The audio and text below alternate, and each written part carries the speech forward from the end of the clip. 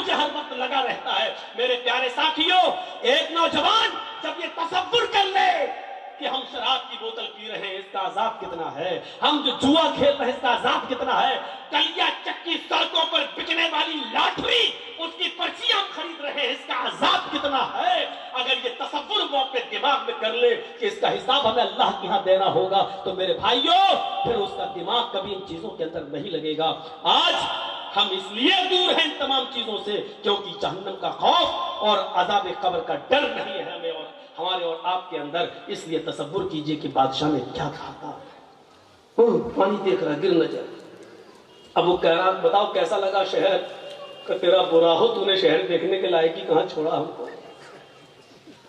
جو آدمی جہنم کے عذاب سے ڈر جائے اور اللہ کے عذاب کے بارے میں تصور کر لے، پھر وہ آدمی دنیا میں کیا رہ جاتا ہے، اس کو اچھی لگے گی۔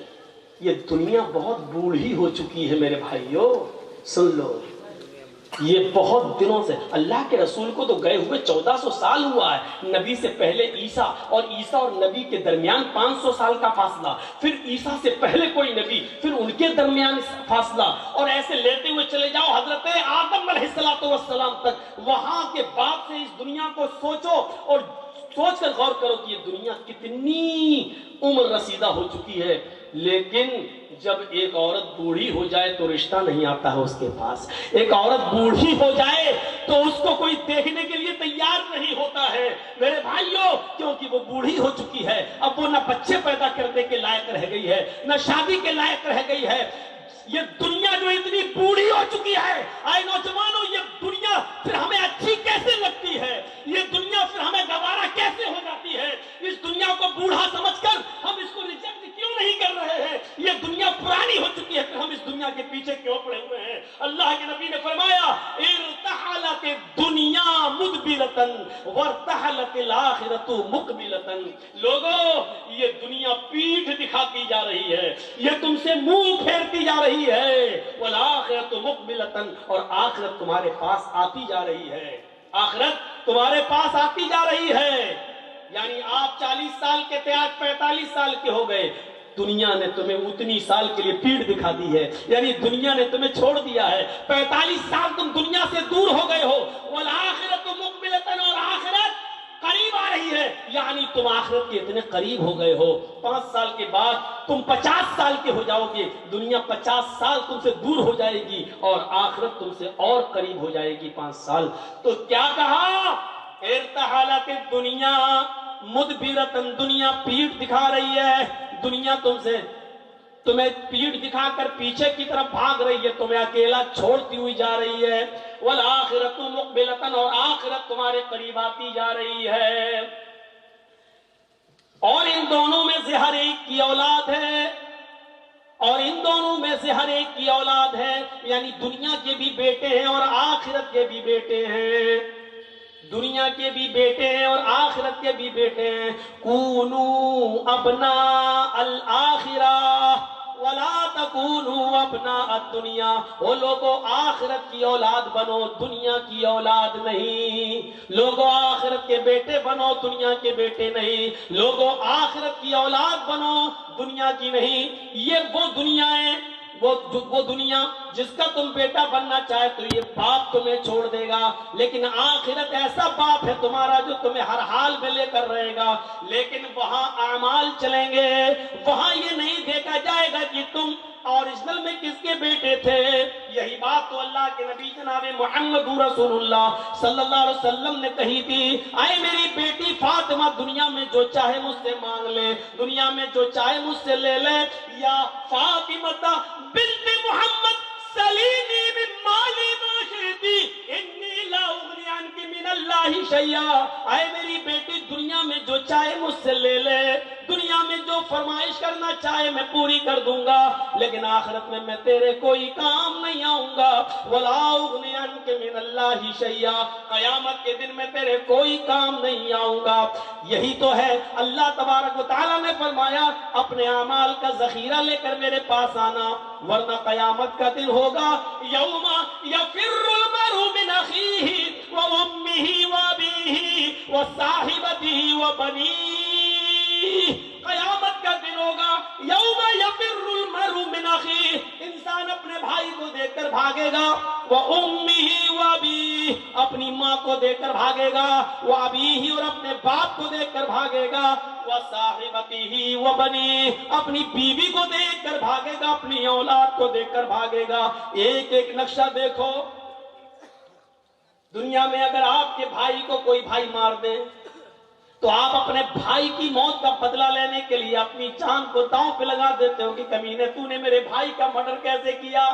قیامت کا دن ہوگا، وہاں بھائی بھائی کے لیے کچھ نہیں سوچے گا، سوچے گا یہ میرا بھائی کہیں میرے سامنے نہ آ جائے اور کہیں مجھ سے ایک دو نیکی نہ مانگ بیٹھے۔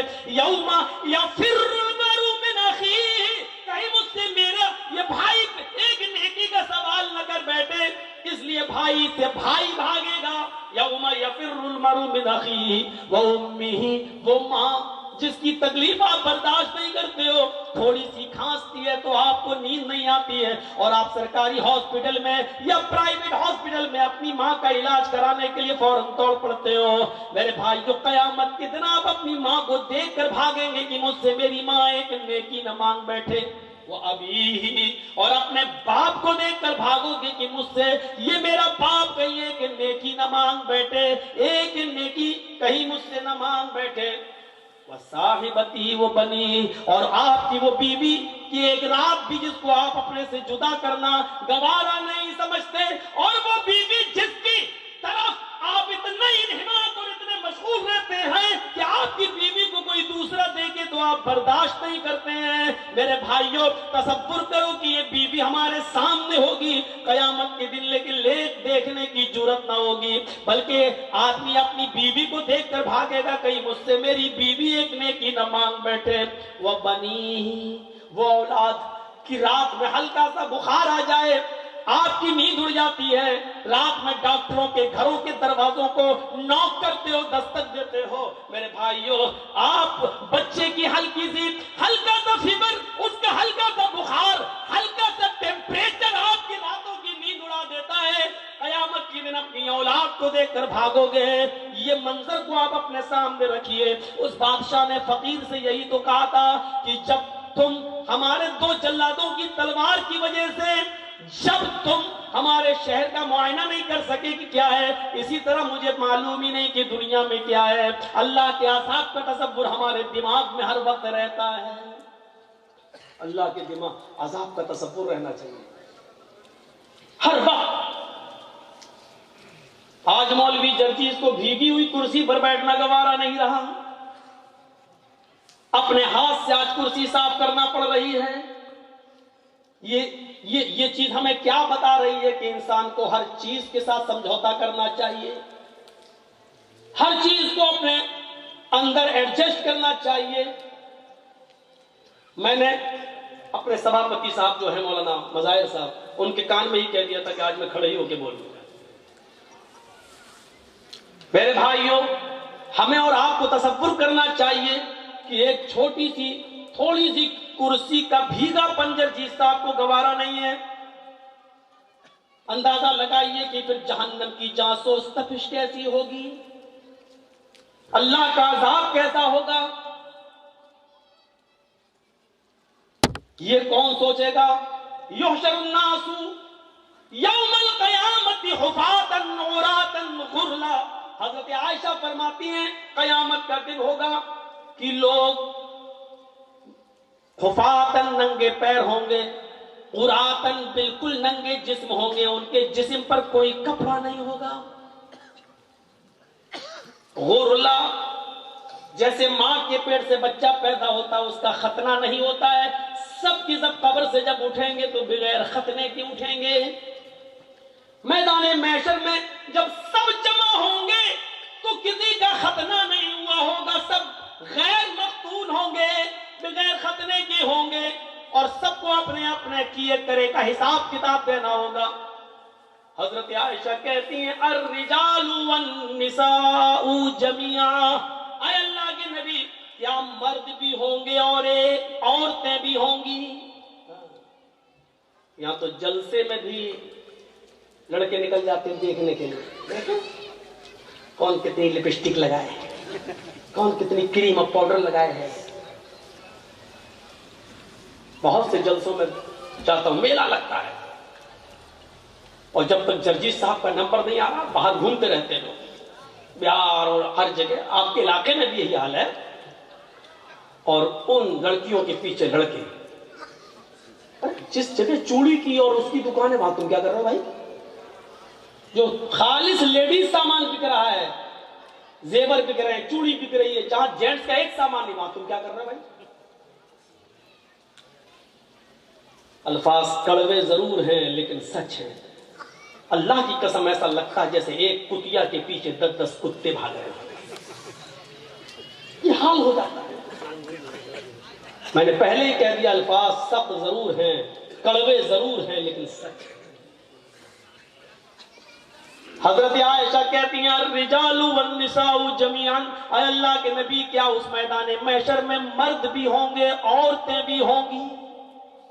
قال نعم، نبی اکرم کا جواب سنو، ہاں مرد بھی ہوں گے عورتیں بھی ہوں گی، مرد بھی ہوں گے عورتیں بھی ہوں گی. امام کائنات نے جب یہ کہا تو حضرت عائشہ رونے لگی اور روتے ہوئے کہنے لگی ینظر بعضهم الی بعض، اے اللہ کے نبی کیا مرد عورتوں کو اور عورتیں مردوں کو دیکھ رہی ہوں گی میدان محشر میں؟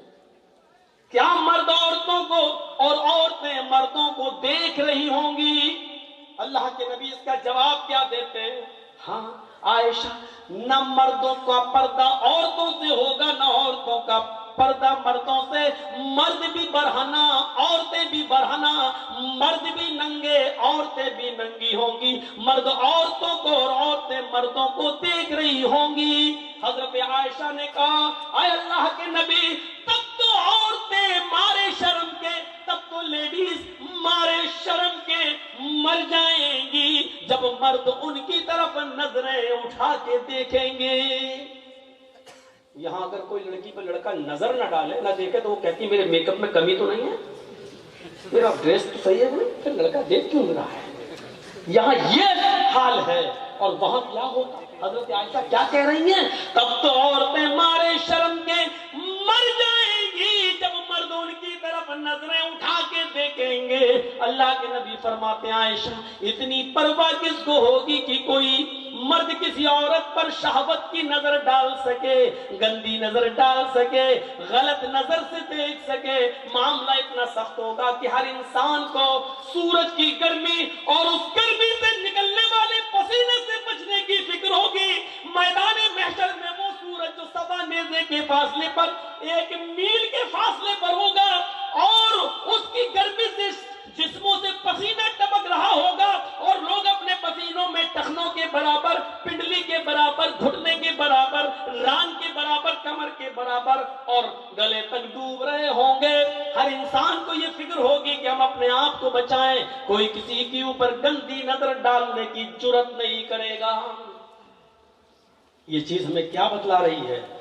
وہ بادشاہ نے جو کہا تھا وہ اس کے سامنے یہی سب تو ہے، یہی سب تو تھا. اللہ کے نبی سے کسی نے پوچھا آپ کی عمر 63 سال 63 سال اتنی زیادہ تو نہیں ہوئی ہے کہ داڑھی کے بال سفید ہو جائیں؟ آج کل تو 40 سال کی عمر میں 30 سال کی عمر میں سفید ہونے لگتے ہیں. اس کی وجہ یہ ہے کہ جو بھی ہم صابن استعمال کرنا چاہتے کر لیتے ہیں کیمیکل والا، جو شیمپو لگا رہے ہیں وہ ہے، اور جو تیل جو بھی آئل ہم سر میں ڈال رہے ہیں اس وجہ سے آج ان کیمیکل. ورنہ 60 سال کی عمر تک بال کہاں سفید ہوتے ہیں؟ تو میرے بھائیوں اللہ کے رسول سے صحابہ نے کہا آپ کے بال عمر سے پہلے سفید کیسے ہو گئے ہیں؟ آپ کے اوپر بڑھاپا کیسے نظر آ رہا ہے؟ تو اللہ کے نبی نے جواب یہ نہیں دیا تھا کہ میری 4 بیٹی ہیں زینب، رقیہ، ام کلثوم اور فاطمہ، مجھے ان کی شادی کرنا ہے، ان کا گھر بسانا ہے، ان کے لیے لڑکے دیکھنا ہے. یہ جواب نہیں دیا تھا کہ مجھے بیٹیوں کی ٹینشن ہے، مجھے بیٹوں کی ٹینشن ہے.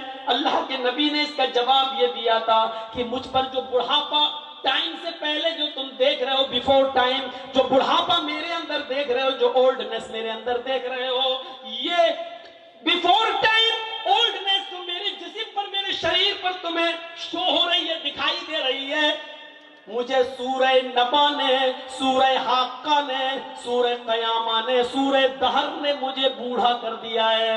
ان سورتوں میں قیامت کا جو ہولناک منظر بیان کیا گیا ہے، اس ہولناک منظر نے ہمیں بوڑھا کر دیا ہے۔ مجھے ہر وقت اللہ کے سامنے جواب دہی کی فکر ہوتی ہے۔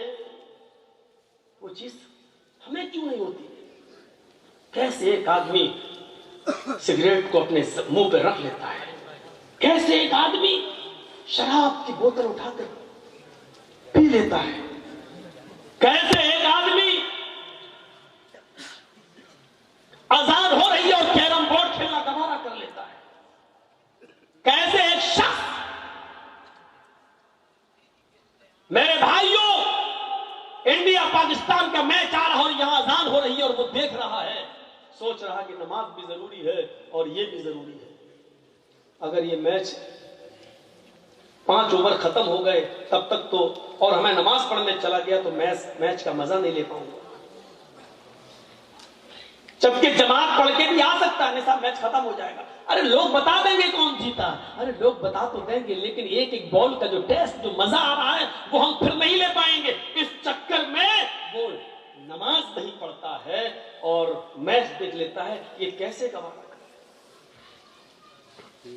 میں نے کل اورنگ آباد کے اندر ایک واقعہ بیان کیا تھا، میں چاہتا ہوں کہ چونکہ آپ کی تعداد اتنی زیادہ نہیں ہے اس لیے اس واقعے کو یہاں بیان کر دیتا ہوں، کل انشاءاللہ کچھ نئی چیزیں ہمارے آپ کے سامنے رہیں۔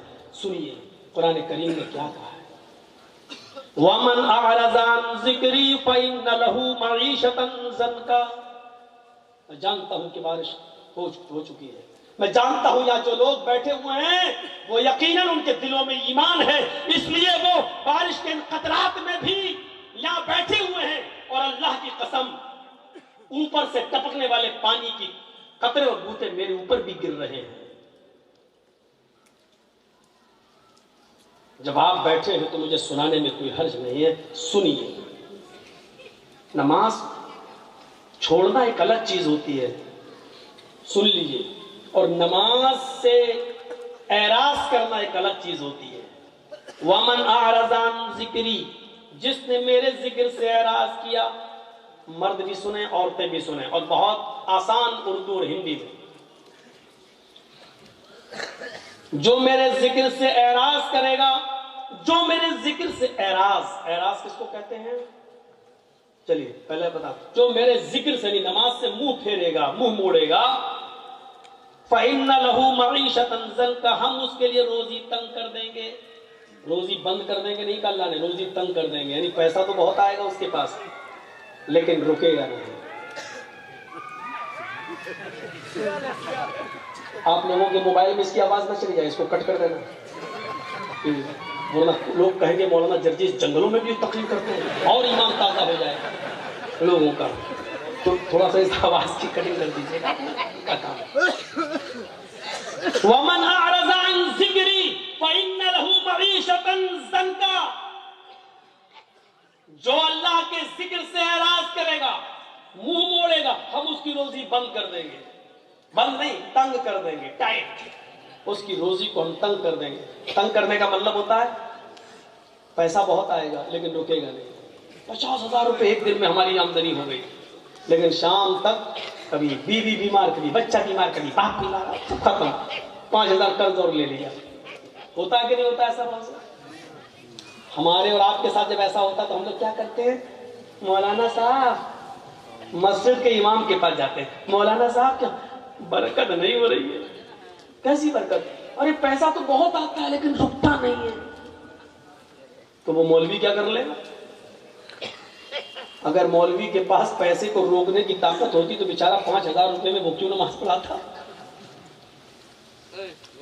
اللہ نے بتایا تم جب میری ذکر، میری نماز سے منہ موڑو گے، تمہاری روزی تنگ کر دیں گے۔ تم نماز 5 وقت کی پڑھنا شروع کر دو اور پابندی کے ساتھ پڑھنا شروع کر دو۔ اذان کے وقت میں کام کی فکر نہیں، نماز کی فکر ہونی چاہیے، جماعت کی فکر ہونی چاہیے، پھر دیکھو تمہاری روزی میں کیسے برکت ہوتی ہے۔ 50,000 نہیں آئے گا، 2,000 آئے گا لیکن رکے گا۔ آپ 1,800 خرچ کر پائیں گے لیکن 200 بچے گا۔ 1,000 آئے گا، آپ 800 خرچ کر پائیں گے لیکن 200 بچے گا۔ یہاں تو 50,000 آ رہا ہے، بچتا ہی نہیں ہے، کوئی یہ بیمار کوئی وہ بیمار کوئی۔ اعراض کس کو کہتے ہیں؟ اب سن لیجیے اعراض کیا ہے۔ بارش ہو رہی ہے، ہمارا غلہ ہمارا دھان سوکھے میں گھر کے آنگن میں رکھا ہوا ہے اور باہر ہم کرکٹ کھیل رہے ہیں۔ کسی نے کہا صاحب بارش ہو رہی ہے دھان بھیگ جائے گا، لیکن ہم کرکٹ میں لگے ہیں۔ اس کو کہا جاتا ہے دھان سے اعراض کرنا، یعنی اس کو اپنی روزی روٹی کی فکر نہیں ہے، کرکٹ کی فکر ہے۔ ایک اور مثال دے دوں، ایک اور مثال دے دوں۔ بچہ رو رہا ہے اور اپنے رونے سے اشارہ کر رہا ہے کہ ماں میں بھوکا ہوں، مجھے اپنی پستان سے لگا اور دودھ پلا۔ بچہ رو رہا ہے لیکن ماں کو اپنے بچے کی فکر نہیں ہے، بلکہ ٹی وی میں لگی ہوئی ہے اور دیکھ رہی ہے ساس بھی کبھی بہو تھی۔ تو اس کو کہا جاتا ہے کہ اس نے بچے سے اعراض کیا۔ بچے کو پھینک نہیں رہی ہے، بچے سے پیار ہے اس کو، لیکن اس وقت اتنا دماغ اس کا بچے میں نہیں لگا جتنا سیریل میں لگا ہے۔ ارے اگر سیریل نکل، بچے کو تو بعد میں بھی دودھ پلا دیں گے، لیکن سیریل نکل گیا تو پھر کہاں بار بار آتا ہے۔ یہی حال ہے نماز کا۔ اذان ہو رہی نہیں، میچ دیکھ لوں پہلے، کیونکہ نماز تو بعد میں بھی قضا کر لیں گے، لیکن میچ نکل گیا تو کہاں روز روز آتا ہے۔ یہ چیز اس کو کہتے ہیں نماز سے اعراض۔ ہمارا مکان جل رہا ہے اور ہم کرکٹ کھیل رہے ہیں۔ کہاں مکان جل رہا ہے؟ ہمیں فکر ہونی چاہیے مکان کو بچانے کی۔ جو جل گیا جل جانے دو، جتنا بچ گیا کم سے کم اس کو پانی وانی ڈال کے اس کو بجھائیں، لیکن ہمیں اس کی فکر نہیں ہو رہی ہے۔ ہم کرکٹ کھیل رہے ہیں، کیرم بورڈ کھیل رہے ہیں۔ اس آدمی کو کہا جاتا ہے کہ اس نے اعراض کیا ہے اپنے مکان سے۔ اب آپ سمجھ گئے نا اعراض کس کو کہتے ہیں؟ جس وقت ہمیں جس چیز کی ضرورت ہے اس سے دور ہو جانا اور دوسری چیز میں لگے رہنا جو غیر ضروری ہے۔ اذان کی آواز آتی ہے حی علی الصلاۃ، اور ہم اس وقت میچ دیکھ رہے ہیں۔ یاد رکھیے گا اذان کی آواز سننے کے بعد آپ صرف 2 ہی کام کر سکتے ہیں، اس کے علاوہ تیسرا کام آپ کے لیے جائز نہیں ہے۔ اگر آپ کھانا کھا رہے ہیں اور اسی بیچ اگر اذان کی آواز ہو جاتی ہے تو آپ کھانا مکمل کر لیجئے، پیٹ بھر کر آپ کھا لیجئے، کیونکہ پیٹ کی بھوک بہت بری چیز ہے۔ اگر یہ کہہ دیتا اللہ تعالیٰ کھانا کھا کے نہ چھوڑو اسی میں جاؤ، بیچ میں جاؤ، تو ہم نماز پڑھتے دماغ لگا رہتا کھانے میں، چلتی امام اور کہیں اس نے پڑھ دیا ہوتا الف لام میم ذالک الکتاب لا ریب، کمینے اتنی لمبی سورت ہمیں بھوک لگی ہے، تو اس لیے کیا کہا پہلے کھانا کھا لو۔ اور دوسری اذان کی آواز آ رہی ہے اور ہمیں قضاء حاجت پیشاب یا لیٹرین کی ضرورت ہے تو پہلے ہم وہ کر لیں، ورنہ ایسے کرے رہو گے اور پیٹ اندر کی طرف دھسائے رہو گے کہیں یہی نہ نکل جائے۔ تو اس لیے یہ کام کرو۔ ضروریات میں یہ چیز آتی ہے۔ ایک اور الگ چیز ہے کہ کوئی باپ بیمار ہے اور ایمرجنسی ضرورت ہے، اس کو ابھی آکسیجن چاہیے اور اذان کی آواز آ رہی ہے، تو ایسے موقع پر باپ کو لے کر بھاگیے ہاسپٹل، پہلے آکسیجن دیجیے اور اس کے بعد میں نماز پڑھ لیجیے۔ ملتی ہے جماعت تو ٹھیک، نہیں تو بعد میں قضا۔ نیت یہ ہونی چاہیے کہ اگر باپ کی طبیعت خراب نہیں ہوتی تو میں جماعت کے ساتھ نماز ادا کرتا ہوں۔ یہ چیز ہے، لیکن میچ دیکھنا، کیرم بورڈ کھیلنا، کھیتی باڑی کرنا، کھیت میں دانا ڈالنا، بیج بونا، کھیت جوتنا، اس میں لگے ہیں اور اذان کی آواز آ رہی ہے اور ہم پرواہ نہیں کر رہے ہیں، تو اس کو کہتے ہیں نماز سے اعراض۔ وَمَنْ أَعْرَضَ عَنْ ذِكْرِي فَإِنَّ لَهُ مَعِيشَةً ضَنْكَ، جو نماز سے اعراض کرے گا، جو ہمارے ذکر سے اعراض کرے گا، ہم اس کی روزی کو تنگ کر دیں گے۔ اب کل والا واقعہ وہ ہمارے یو پی کا واقعہ ہے، لونی غازی آباد سے جو دلی کو ایک سڑک جاتی ہے بائی روڈ، بیچ میں ایک جگہ پڑتی ہے لونی، بہت امیر مسلمان رہتے ہیں وہاں پر، دولت مند لوگ رہتے ہیں۔ سن 1995 کے اندر، 1995 کے اندر اس لونی میں 2 سگے بھائیوں کی شادی ہونا تھی، 2 سگے بھائیوں کی شادی ہونا تھی، کل ان کی بارات جانا تھی، آج کی رات انہوں نے رنگ رلیاں منانے میں گزاری۔ یہ دونوں سگے بھائی دلی جاتے ہیں، ہے ہی کتنا دور، غازی آباد سے دلی 50 کلومیٹر اور بیچ میں لون، یعنی تقریباً 25 کلومیٹر وہاں سے دلی۔ اپنی گاڑی لی اور طوائفوں کو اکٹھا کیا اور 10-12 طوائفیں انہوں نے سودا کیا اور ان طوائفوں کو لے کر آ گئے۔ اپنی گاڑی پر نہیں، طوائفوں کی گاڑی الگ تھی اور ان دونوں بھائیوں کی گاڑی الگ تھی۔ جب دلی سے یہ طوائفوں کو لے کر آ رہے تھے تو دونوں بھائیوں کی گاڑی آگے آگے چل رہی تھی اور طوائفوں کی گاڑی پیچھے پیچھے۔ مغرب کے بعد ان طوائفوں کو اس نے کھانا کھلایا اور عشاء کی نماز کے بعد شروع ہو گیا ناچ گانا۔ محلے کے اپنے دوستوں کو اس نے بلا لیا، اس کا گھر کھچا کھچ بھرا ہوا تھا، میوزک بج رہی تھی، ڈھول تاشے بج رہے تھے اور طوائفیں بھی اپنے چڑک بھڑک لباس کے اندر، نیم اڑیاں آدھی ننگی، وہ طوائفیں اپنے پیروں میں گھنگرو پہنے ہوئے، پائلے پہنے ہوئے اور ان کی چھنکاریں زمین کی اوپر چلنے لگی اور ان طوائفوں کے ٹھمکے مٹکنے لگے، ان کی کمر اور ان کے جسم انگڑائیاں لینے لگے اور پوری کی پوری رات ناچ و گانے میں گزرتی ہے۔ طوائفیں ناچ رہی ہیں، گا رہی ہیں، نیمبر اور اخلاق سے گرے ہوئے گانے بھی وہاں آ رہے ہیں اور یہ اپنے جسم کی نمائش ہو رہی ہے، اپنے فن کا اظہار کیا جا رہا ہے اور یہ شراب کا دور چل رہا ہے۔ نوجوان شراب پی رہے ہیں، یہ دونوں بھائی بھی شراب کے نشے میں چور ہیں اور ناچ گانے میں مصروف ہیں۔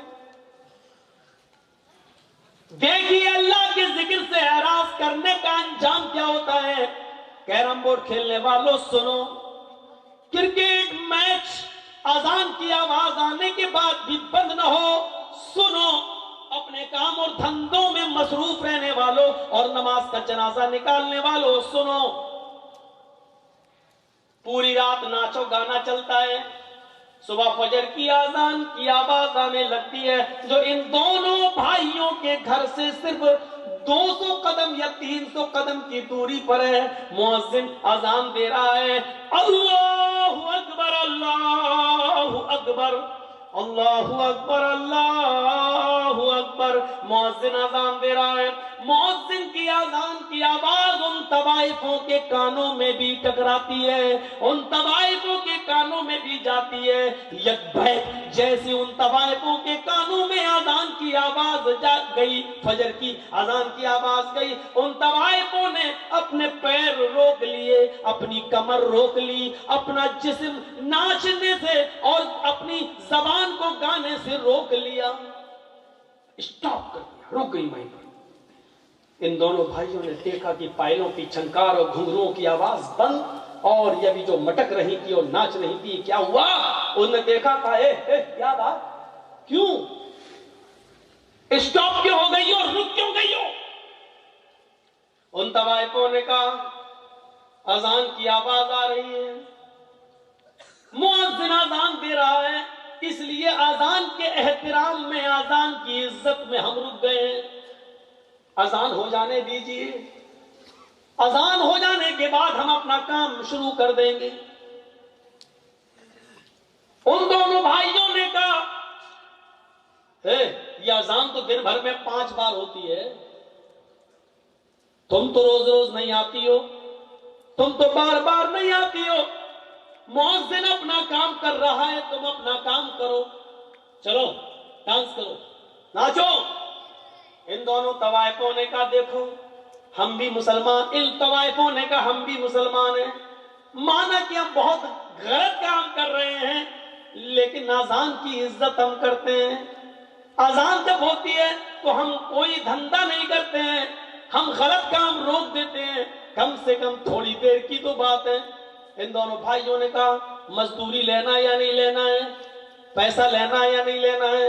ان طوائفوں نے سوچا کہ پوری رات کی محنت مزدوری کہیں یہ مار نہ لے، تھوڑا سا بہانہ اس کو مل جائے تو کہیں یہ غصب نہ کر لے، اس لیے کہنے لگی، انہوں نے ناچنا شروع کر دیا۔ یہ ناچ اور یہ گانا اذان کے وقت بھی ہونے لگا، ادھر اذان ہو رہی ہے اور ان کے گانے چل رہے ہیں۔ یہ اذان بھی گزر گئی، ناچ گانا تھوڑی دیر کے لیے بند ہوا، لیکن دونوں بھائیوں کے اصرار پر پھر شروع ہو گیا، اور صبح کے 7 بجے تک یہ ڈانس، یہ ناچ، یہ گانا چالو رہتا ہے۔ اس کے بعد ختم، طوائفوں کو پیسے دیے، ان طوائفوں نے کہا دیکھو تم مجھے لے کے آئے ہو، تم مجھے چھوڑنے بھی جاؤ گے، راستے میں لوگ ہمیں لوٹ لیتے ہیں، ہمارے غلط ہونے کا غلط فائدہ اٹھاتے ہیں، ہمیں کھینچ کر کھیتوں کی طرف لے جاتے ہیں، ہماری عزت کی چھلنی چھلنی کر دیتے ہیں، تم لے کر آئے ہو، مجھے چھوڑنے بھی جاؤ۔ ان دونوں بھائیوں نے کہا چلو، دن میں 2 بجے بارات جانی ہے، 4 بجے بارات جانی ہے، مغرب کے بعد نکاح ہونا ہے، عشاء کے بعد رخصتی ہونا ہے، ہم تمہیں چھوڑ آتے ہیں، 25 کلومیٹر ہی تو ہے یہاں سے دلی۔ ان دونوں بھائی اپنی گاڑی میں بیٹھتے ہیں، ڈرائیور کو اپنے آگے کی سیٹ پر بٹھاتے ہیں، دونوں بھائی پیچھے بیٹھتے ہیں، طوائفوں کی گاڑی اب آگے آگے چل رہی ہے اور ان دونوں بھائیوں کی گاڑی پیچھے پیچھے چل رہی ہے۔ سردیوں کی رات ہے، دن کے 7 اور 8 بجے کے بیچ کی بات ہے، ابھی کوہرا پوری طریقے سے چھٹا نہ تھا، آسمان سے گرنے والی شبنم جس کو آپ کی زبان میں کوئسا کہا جاتا ہے، ابھی پوری طریقے سے چھٹا نہ تھا۔ کسی طریقے سے طوائفوں کے ڈرائیور نے گاڑی سامنے سے آنے والے ٹرک سے بچاتے ہوئے گاڑی کو کراس کر دیا ہے، لیکن چونکہ ان دونوں بھائیوں کا ڈرائیور بھی شراب کے نشے میں دھت تھا، اس نے بھی ناچ دیکھا تھا، اس نے بھی گانا دیکھا تھا، وہ صحیح سے وہ بیلنس نہیں بنا پایا اور سامنے سے آنے والے ٹرک سے ان دونوں بھائیوں کی گاڑی ٹکرا جاتی ہے۔ ٹکر اتنی تیز تھی کہ ان دونوں بھائیوں کی گاڑی 25-30 فٹ دور ایک کھائی میں گرتی ہے اور چاروں طرف سے پچک جاتی ہے۔ فوراً لوگ جمع ہو جاتے ہیں، کسی طریقے سے اس گاڑی کی کھڑکی توڑی گئی اور ان دونوں بھائیوں کے اور ڈرائیور کی لاش نکالی گئی۔ اللہ گواہ ہے، اللہ کی قسم، جب ان دونوں بھائیوں کی لاش نکالی جا رہی تھی تو پہچان میں نہیں آ رہا تھا کہ بڑے بھائی کی لاش کون سی ہے اور چھوٹے بھائی کی لاش کون سی ہے۔ سن 1995 کے اندر بہت زیادہ لوگوں کی تعداد اتنی نہ تھی، آنن فانن پوسٹ مارٹم ہوتا ہے اور 2 یا 3 4 بجے تک ان کی لاشیں ان کے ماں باپ کے حوالے کر دی جاتی ہیں، نہلا دیا جاتا ہے، دھلا دیا جاتا ہے، اعلان ہوتا ہے مغرب کی نماز کے بعد ان کو دفن کر دیا جائے گا۔ ان دونوں بھائیوں کے باپ کے اوپر کتنا بڑا پہاڑ ٹوٹا ہے، جس کے 2 جوان بیٹے ایک ہی دن میں ختم ہو جائیں، اس باپ سے پوچھئے کہ اس کے اوپر کیا گزر رہی تھی۔ آپ نے دیکھا اے کیرم بورڈ کھیلنے والوں، نماز کے موقع پر، اذان کے موقع پر کیرم بورڈ میں مست رہنے والوں، اذان ہو رہی ہے اور میچ دیکھنے والوں، اذان ہو رہی ہے اور لہو لعب میں مبتلا رہنے والوں، دیکھا آپ نے تھوڑی دیر میں ان کی حیثیت بدل گئی۔ حیثیت کیا بدلی؟ ابھی مغرب کی نماز پڑھنے کے بعد سسرال سے ملنے والے کپڑے ان کو پہننا تھے اور بارات میں جانا تھا، بارات لے کر جانا تھا، لیکن اب مغرب کی نماز کے بعد سسرال سے ملے ہوئے کپڑے نہیں بلکہ باپ کی طرف سے دیا ہوا کفن پہنا جا رہا ہے۔